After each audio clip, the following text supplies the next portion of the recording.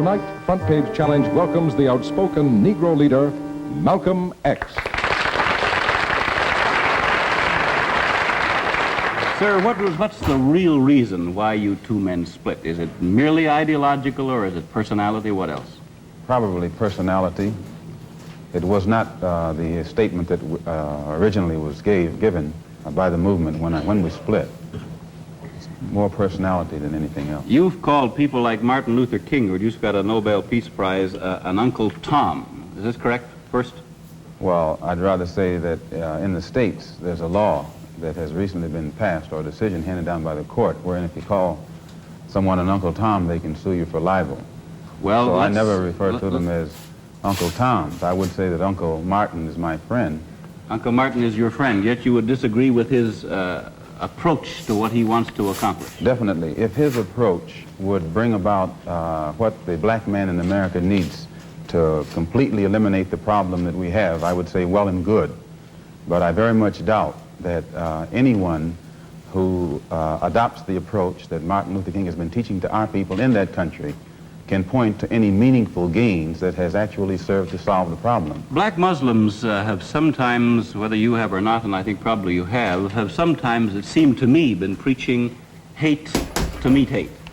I don't advocate any kind of hate. But there's a lot of talk that sounds very much like it. No, I think that the guilt complex of the American white man is so profound until when you begin to analyze the real condition of the black man in America, instead of the American white man eliminating the causes that create that condition, he tries to cover it up by accusing his accusers of teaching hate. But actually, they're just exposing him for being responsible for what exists. Well, that's something of an argument, but I've heard speeches made by some of the people of your group. I think I've heard you make speeches. It seemed to me that you were advocating what I would have to describe, I think, as violence to meet the serious injuries that have been done your people, with which I totally agree. I don't call that violence. I don't in any way encourage black people to go out and initiate acts of aggression indiscriminately against whites.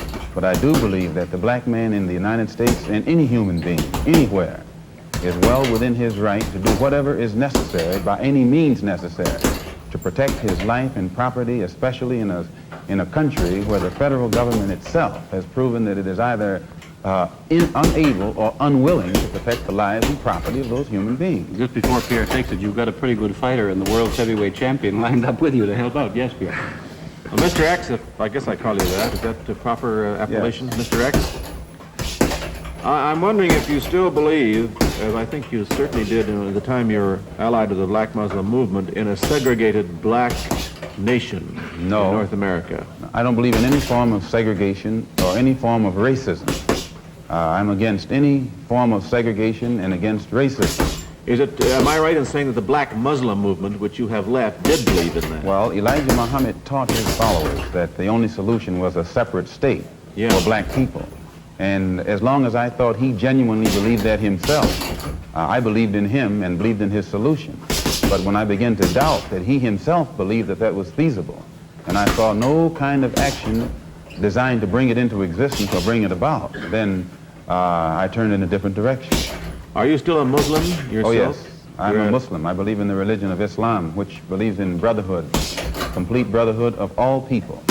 But at the same time that I believe in this brotherhood, I don't believe in forcing my desire for brotherhood upon those who aren't willing to accept it. Of course, I think the Christians would say that they also believe in brotherhood. What did you say to that? I'd say they believe in it, but don't practice it. Well, that'd be a pretty good answer. Sir, when the muezzin goes up in the minaret twice a day, he cries to the world, there is but one God, and he is Allah. Do you deny that there is a Christian God? The muezzin does this 5 times a day. 5 times, and I only heard him twice. Well, you were fortunate to hear him twice. But he does this 5 times a day, and the same God that he says that he expresses the existence of is the God that the Christians profess to believe in themselves, and the God that the Jews believe in. One God, the creator of the universe. The Muslims believe in the God that created the universe, and I think the Christians do, and the Jews do. Now, as long as all of them are talking about the creator, the Jews may call him Jehovah, and Christians may have another name for him. Those who are Arabic speaking refer to him as Allah. Well, we believe in the same God. Now, as the Muslim religion advances in the United States, are you modernizing it or sticking with the old faiths? For example, the complete segregation of the sexes. I think that everything today on this earth is being modernized. Religious principles and practices, as well as political and other things.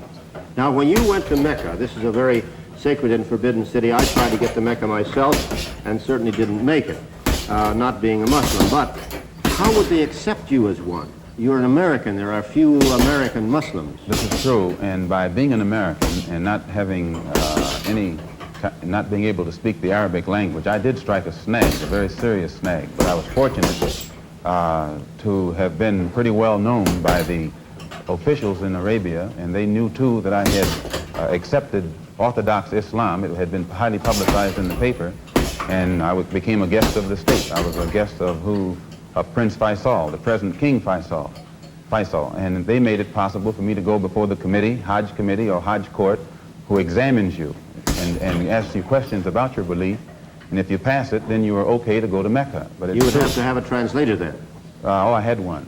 Then realizing that our problem in America, that we are black Americans, and we have a problem that goes beyond religion, we formed a group known as the Organization of Afro-American Unity.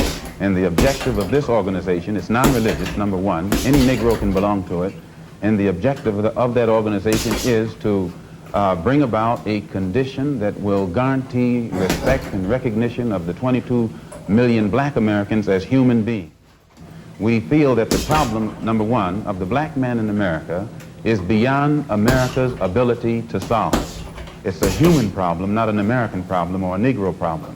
And as a human problem or a world problem, we feel that it should be taken out of the jurisdiction of the United States government and the United States courts and taken into the United Nations in the same manner that the problems of the black man in South Africa, Angola, and other parts of the world, and even the way they're trying to bring the problems of the Jews in Russia into the United Nations because of violation of human rights. We believe that our problem is one not of violation of civil rights, but a violation of human rights. Not only are we denied the right to be a citizen in the United States, we're denied the right to be a human being. Mr. X, may I thank you very much for coming on our program and perhaps clearing away some of the cobwebs of misconception that some of us might have had about your belief. And I think you're a very sincere man, and it takes a lot of courage to admit a former belief is wrong, and we congratulate you for that and the service you performed tonight in giving us your views. Thank you so much, Mr. Thank you.